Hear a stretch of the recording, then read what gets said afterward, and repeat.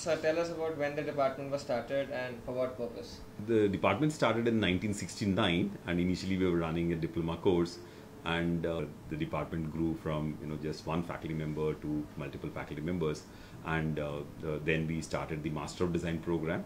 Over the last 7 years, we've expanded furthermore, and we now have the interaction design, animation design, mobility and vehicle design program, and most recently we also have the BDES program, which is our flagship course right now. So we're very glad that we now have a full sort of full list of courses ranging from a research program to an undergraduate program. And we're also very happy to mention that we run a minor design program, and it's very popular with our engineering students. And we at least 200 to 250 students pass through our department every year, which is very rewarding. Why do you think design is relevant as a topic of study in an engineering institution like IIT Bombay? Design started very early in 1969, and because of that we are in much better situation in IIT Bombay. And it also is very interesting that you need to have understanding of people, understanding of user needs, understanding of creative methods of bringing in solutions to people. And with that forte with us, I think design can play a very vital role in being in an engineering institute, and we can also learn a lot from our colleagues in other departments to bring those technologies back to the people. So can you give us an overview of the work that goes on typically in your department? Here we actually have very interesting projects ranging from the Dandi Memorial, the project we are working on with Ministry of Culture, where we are setting up the whole statues and murals for a memorial in Dandi, reminiscing the Salt March, and that is really on, and it's another 2 years you'll see this large memorial, one of the largest projects started by our Professor Kirti Trivedi. And we also have this projects with MHRD, where we're working on understanding Ajanta caves from a very different perspective of both storytelling and narration. The main goal of this project is to provide beneficial and also contextual information about the caves of Ajanta. So this is a landing page where you can see there are 29 of caves in Ajanta. Using gyro sensor, you can actually see the caves by rotating your phones in a 360 directions. And if you see, there are numbers over here on the walls which are actually explaining the frescoes. And apart from that, you can also see the story. So suppose if you want to see the numbers, you click on one thing, the story will be shown over here, and you can read the text over here which explaining the part of the painting. And parallelly we have an interesting project called Mumbai Transformation, where we're saying that can we look at how we can make difference to Mumbai, staying here as a design school.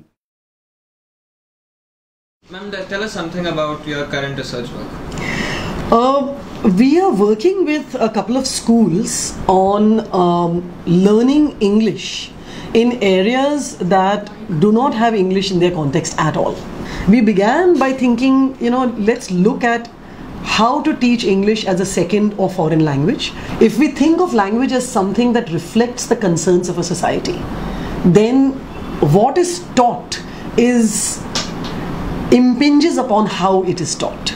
And so we picked all these stories that are there on BookBox, on the web and so on, and slapped on this voice recording software to it, and gave it to children so they could listen to the stories and record their own voices reading those stories. We wanted to see whether that was an effective means of doing this.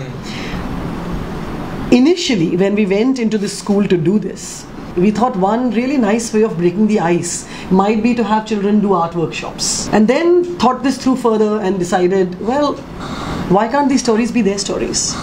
Why do they have to be Panchatantra and Jatak? We told them to bring the stories that they knew and they liked, which is what they did. And they often wrote it in their local language. So in Dahanu, it's Malarkodi, it's Warli, those are the languages that they write in. The teachers over there translated that into standard Marathi and gave it to us. And so we, who are not expert translators, but who take a certain joy in storytelling, translated those Marathi stories into English, a handful of them. And then we would go back to these kids with those stories and have them illustrate those stories. One of the things that we are trying to do with books is also try and indicate the names of all hands that go into it, right? So if you look at this front page here, you will see that there's not just a single authorial name, that there are several names of all the people who have been involved in putting this together.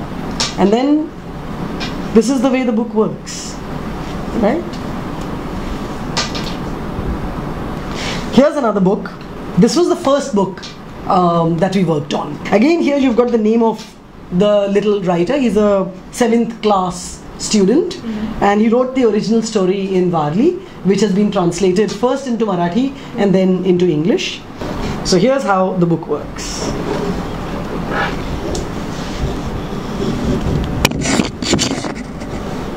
Right? It opens like an accordion, and the story moves from page to page. And all the illustrations in this are by the children. When you take these books back to the kids who designed them, they jump out of their skins when they see it. You know? Then I was talking about bridging this distance. When the story is known, the character and the plot is understood, the only thing that you're crossing over to is the language. You know the story. That is not alien to you anymore. The character is something you or your friend either drew or put together, right? And then all you have to do is to bridge that gap of the language. It is as big a gap as it was before you knew anything at all. But because so much of your work has gone into creating the text that you are using, suddenly it feels like a smaller distance. It's illusion, but it is a very powerful illusion, you know, and that's what we are trying to do. Can you give us an overview of the work that goes on typically in your department? In visual design, our primary focus is to design Indian language fonts. As you know, that there aren't very many quality Indian language fonts, especially fonts designed with newer technologies. And what we try and do is we try and design open source fonts for people to use. One of our more successful fonts is called Ekmukta. It's available on Google Fonts. It's one of the most widely used open source fonts available. The main motive in designing the font was the fact that there aren't fonts with many weights available. So when you see Indian language fonts, let's say you see a Hindi font or a Marathi font, you get only one weight. You get like a regular and a bold. And what we wanted to do was to create a font with multiple weights and multiple glyphs, and use all the newer technologies that are available. Along with that, we also document manuscripts and calligraphic techniques in manuscripts. We are currently developing a tutorial for undergraduate students to learn how to do calligraphy in manuscript traditions. Ma'am, tell us something about your current research work.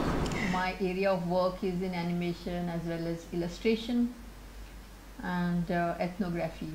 My research has been also, working with different communities, artistic communities. So I worked with artist communities in Rajasthan. Worked with these communities to learn about why do they recite this, and what I, in the bargain, in the whole process of doing this, I realized that we could use animation as a way of representing ethnography. But I also thought that one could make films, animation films, especially with communities that have their own art. Because what they are doing is that they are themselves, creating their records through their visualizations. So when we make an animation film, it also becomes accessible to them. Otherwise, in research, you, especially when you work with communities, you take things from them, and you also share it with the wider world, but nothing goes back to them as such.